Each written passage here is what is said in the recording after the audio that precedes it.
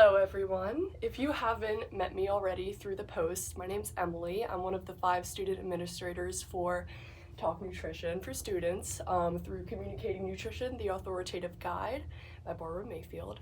And today I'm sitting down with one of my professors. This is Professor Andrea Grimm, RD, and we are here to kind of talk about her experience as an undergrad when she went to college, post-grad, how she got into her internship, how that went, and then how she segued from being an RD to a professor now here at the University of Delaware. So if you'd like to introduce yourself to everybody, here's this. Sure, my name is Andrea Grimm, and like Emily said, I am now a professor here at the University of Delaware. And I've actually been teaching for quite a while now, but I started my career as a clinical dietitian, and I'm sure we'll talk more about that. But I've been in education now for just over 20 years, and I've been here at the University of Delaware just over a decade, so it is great. So would you like to talk a little bit about your education in dietetics as an undergrad, where you went to college, and then how you got into your internship and then your future clinical positions? So I first did undergrad. First, I actually was a transfer student. Before coming into dietetics, I knew I wanted to do something in the healthcare field, looking more towards medicine than dietetics at the time. Took my first nutrition class, as many people do, and found nutrition. And so then I transferred it to Fresno State. So I'm born and raised in California. And so I did my undergrad at Fresno State. And back at that time, Fresno State did not have a dietetic internship. And so I actually did a combined master's internship program at Cal State Northridge down in the LA area. And then following that, I actually moved back up to Fresno, and that's when I first started working. What was your undergraduate experience like overall?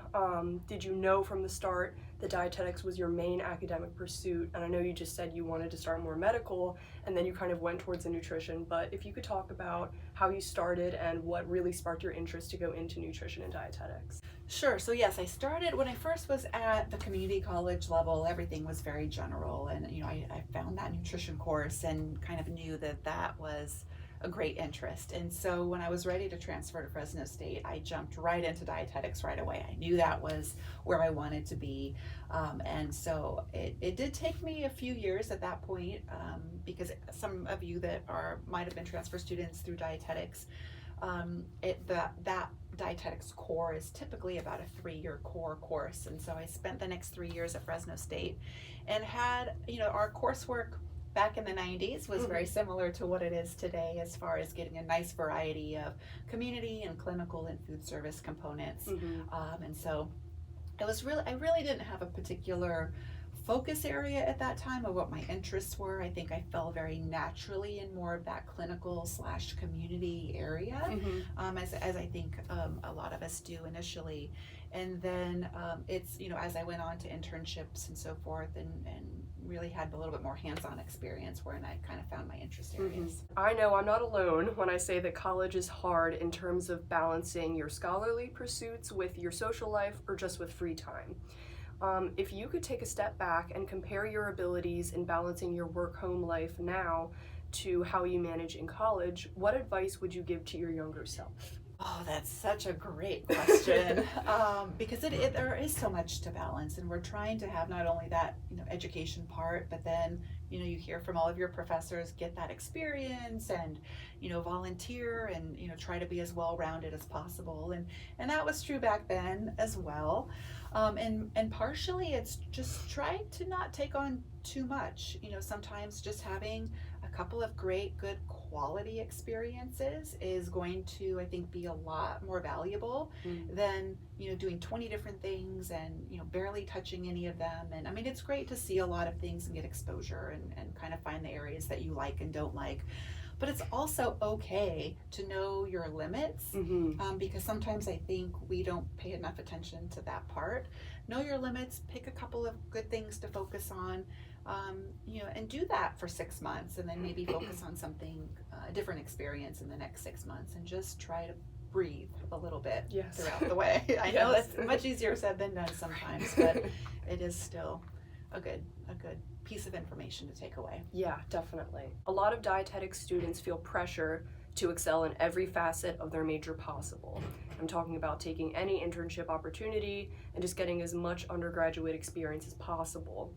And strong ambition like this is certainly a positive trait to have, but what would you say to students who feel like they're only capable of juggling the hardships of school and are intimidated by taking on any external positions? So sometimes just during the semester, you just need to focus on classes. And sometimes that's that priority, and that's great, and do that.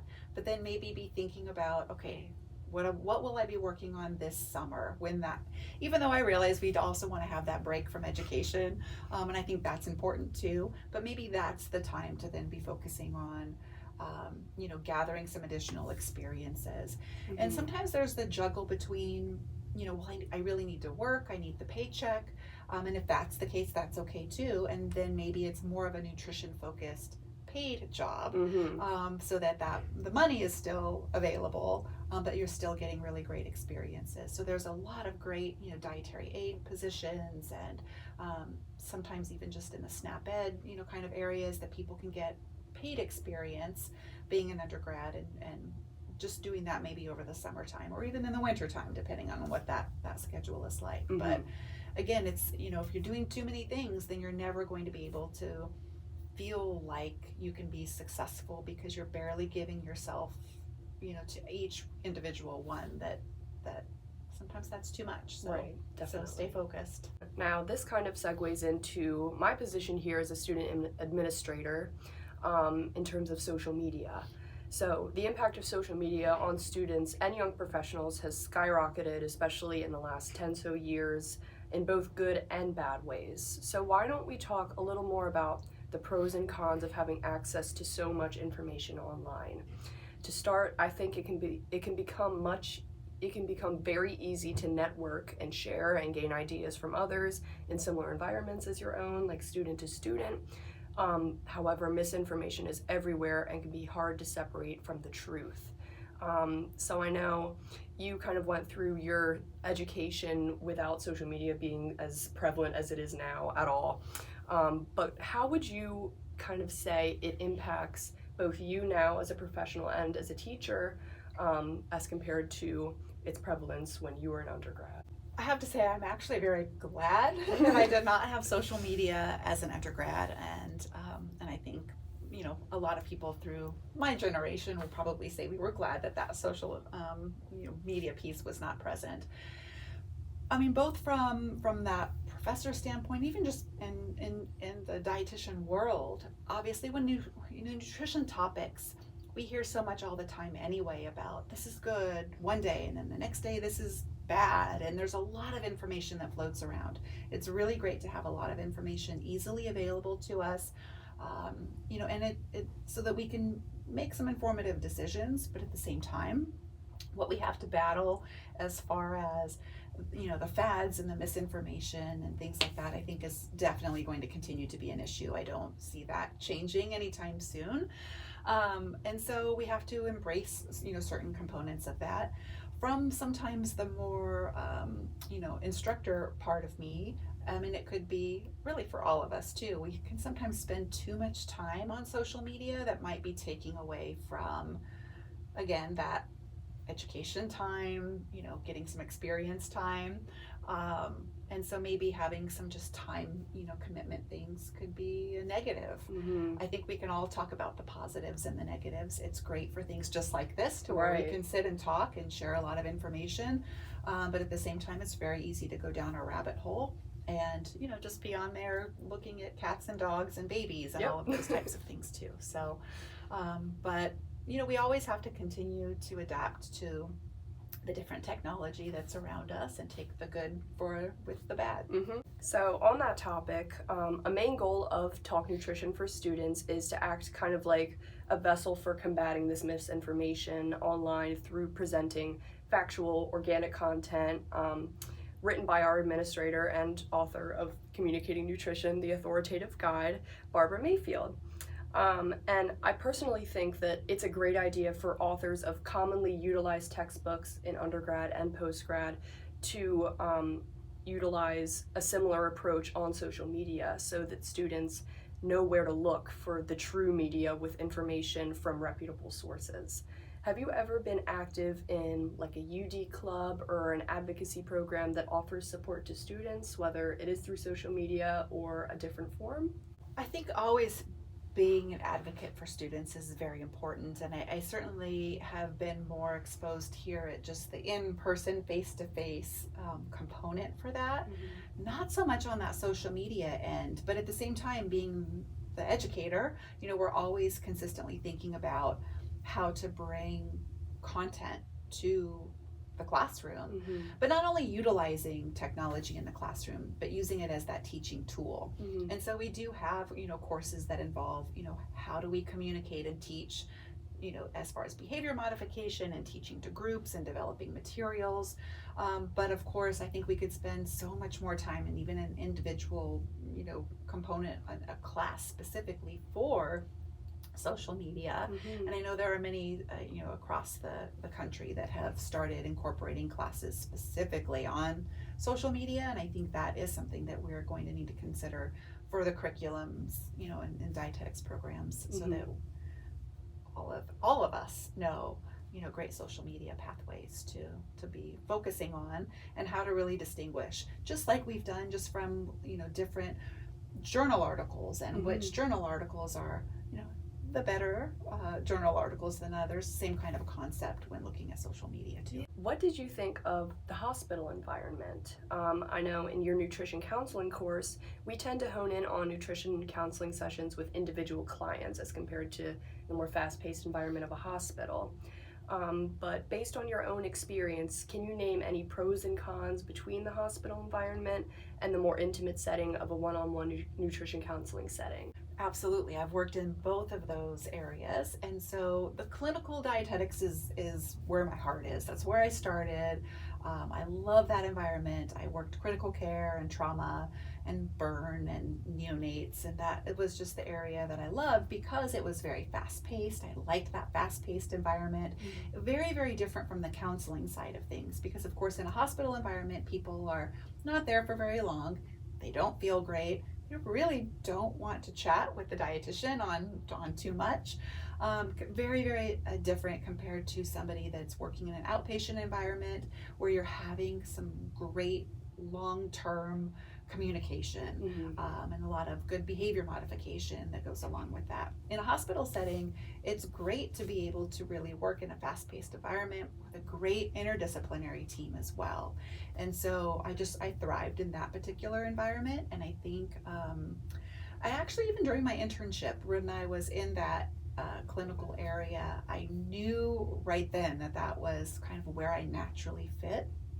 And then it just so happens, of course, as I was job hunting towards the end of my internship, that's kind of where I gravitated back, was towards that clinical side, and jumped right in being a clinical dietitian, and I couldn't imagine it any other way. But at the same time, this communication piece, even though I wasn't talking to my ICU patients, you're still communicating with the team and your nurses and families.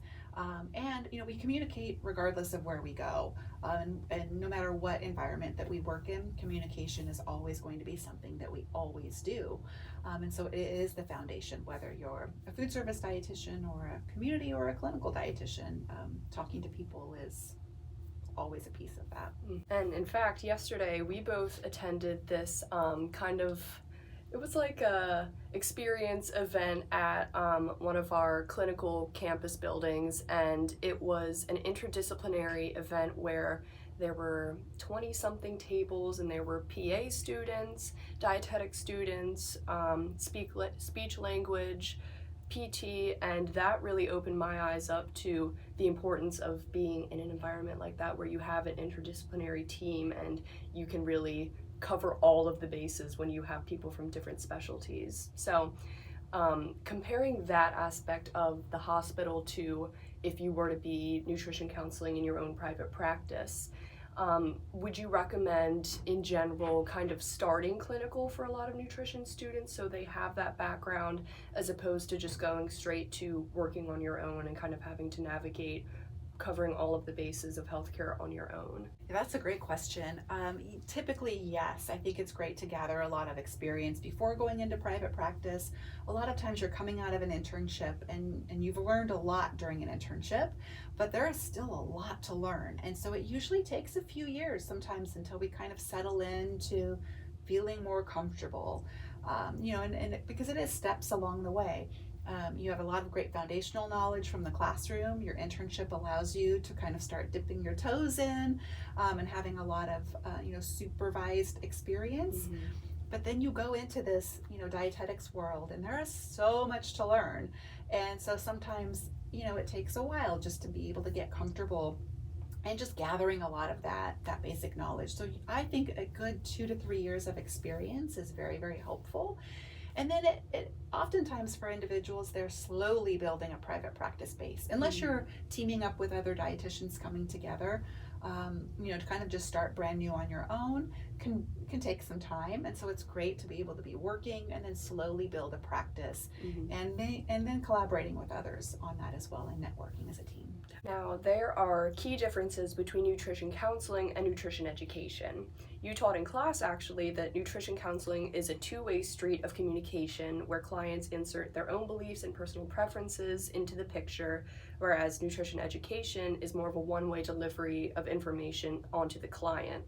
So how do you think nutrition educators can deliver information to a client without boring them or making them feel overwhelmed with new information? So that might just depend too on the environment.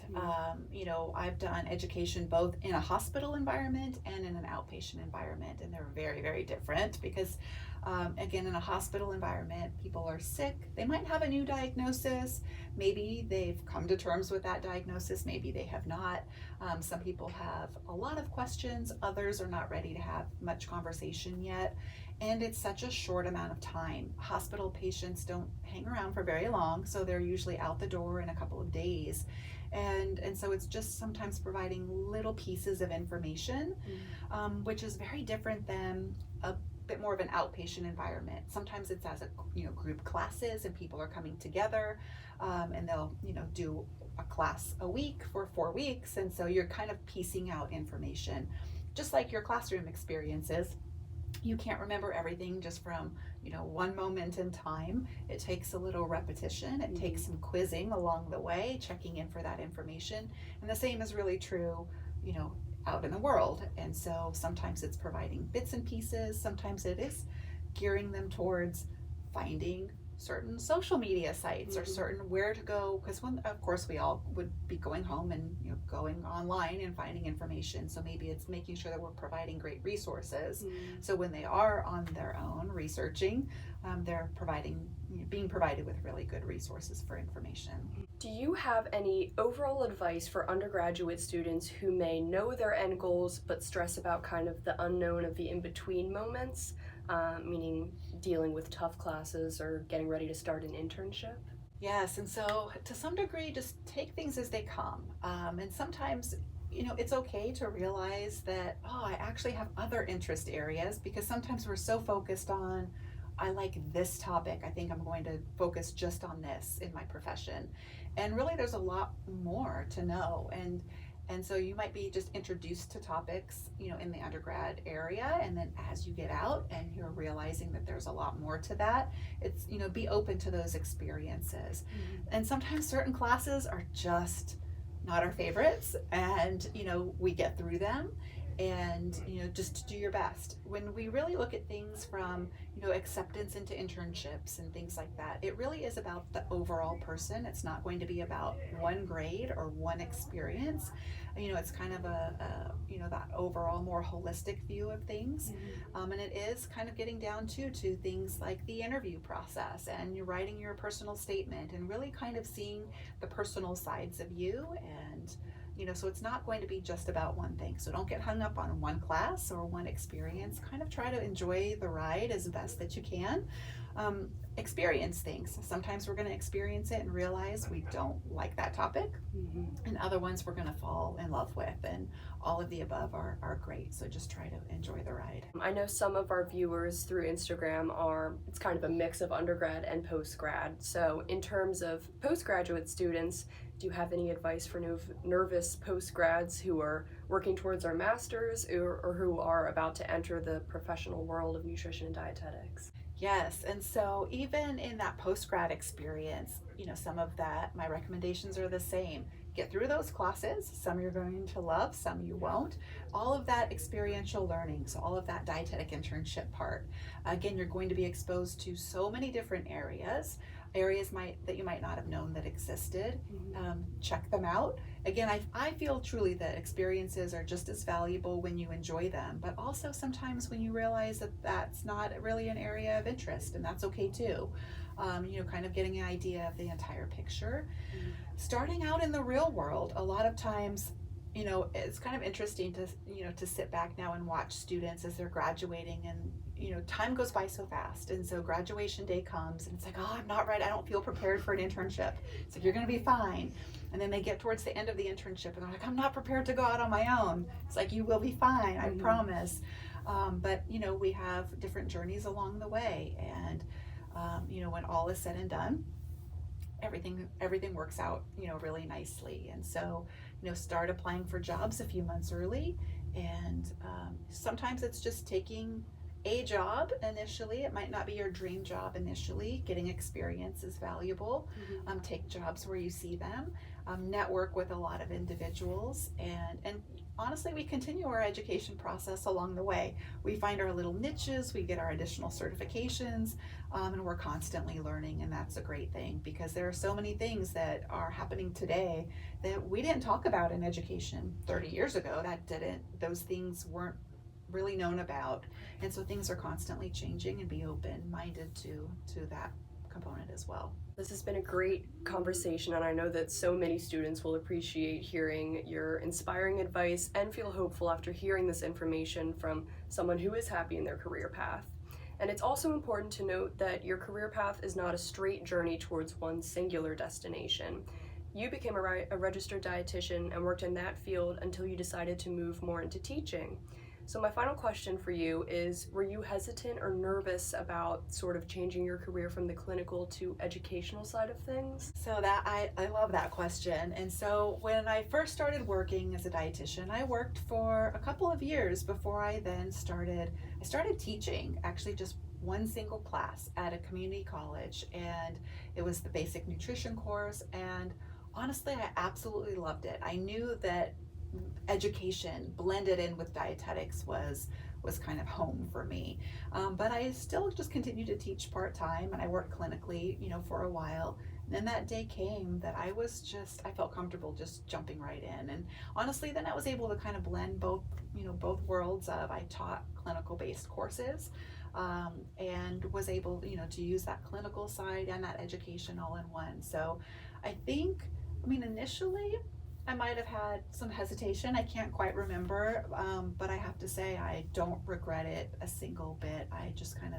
I enjoy all of it. And if for some reason I wasn't teaching, I probably would still be in that clinical area. I just love it, but it was great to kind of blend these two areas together. So I love teaching. I absolutely love the field of dietetics. It has so much to offer. Well, that's all I had for our little interview today, but I want to thank you so much again on behalf of the whole Talk Nutrition for Students team. Your insight will definitely reach a lot of students who need advice like this, especially during this time of year when finals are in full bloom and when post-grad students are getting into the thick of it with their internships. So this will be posted soon, and thank you so much again, and I'm sure this information will help a lot of students just like me who are, figuring out their pathways and getting into their niches, and thank you so much. You're very welcome.